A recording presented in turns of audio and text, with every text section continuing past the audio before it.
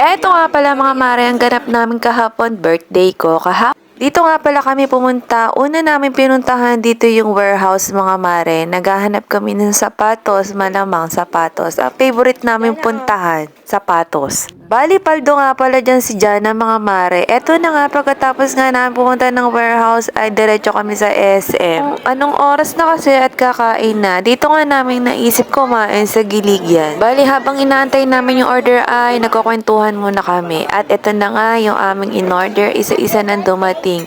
Una itong squid, belly tuna, chicken teriyaki na napakasarap mga mare. First bite kong titikman ay itong ang squid at pangalawa nga ay sisig mga bali. Bali dumating na rin dyan yung pata na napakadami. Ang last na dumating ay itong ang favorite kong shrimp. Ayan. At hindi na nga pala kami pwedeng pangdiinan na kainan mga mare. Pagkatapos nga niyan mga mare, nakabili si Jana ng shoes. Tignan nyo naman hila-hila niya. Pagkatapos namin pumunta ng SM at pumunta na rin kami na Paseo. Dito na naman sa sapatusan mga mare. Nag-sale na naman nga ang kanyang favorite na puntahan na sapatusan. Bali nag-buy one get one na naman siya. Nang matapos na kami bumili mga mare ay eto na nga. Naghahanap nga pala siya dyan ng cake kasi nga nasaraduhan na. Maagang nagsarado ang mga cake. At pumunta siya sa kabila.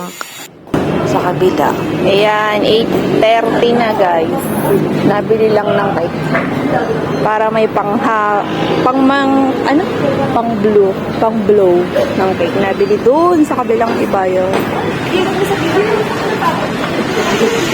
Walang dala. Ayun o, naka-orange. Sarado na rin. Sarado na. Dahil sarado na nga mga mare ay naghanap pa rin kami or nag-ikot kami. Ito nga ang nakita namin. Pwede na to kasi nga sweet. Sweet siya, para siyang milkshake, ang ganun. Pagkatapos nga nito ay naghapunan na kami dito. Nag-picnic kami sa may Paseo. Katabi nga pala nito mga mare ang palaruan kaya gustong gusto nila dito. At yun lang.